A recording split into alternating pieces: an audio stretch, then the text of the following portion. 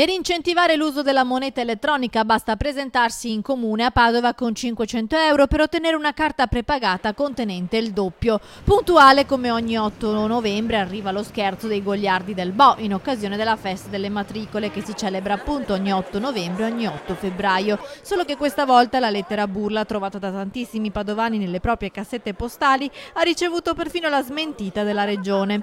Già, perché la lettera era firmata Regione Veneto con quella H tra la G e la I che già doveva far intuire che ci fosse qualcosa di anomalo, e siglata dal fantomatico presidente Luca Zaio e con dei loghi modificati della regione. Insomma, tutti indizi che potevano far pensare allo scherzo dei Goliardi, e infatti nessun padovano si è presentato agli sportelli di Palazzo Moroni. Tuttavia la Regione Veneto ha inviato una smentita ufficiale. Nessuna comunicazione riguardante l'uso della moneta elettronica è stata spedita ai cittadini padovani. Si legge in una nota ufficiale di Palazzo Balbi, che ha precisato anche che è stata fatta una segnalazione alle forze dell'ordine affinché procedano alle verifiche del caso.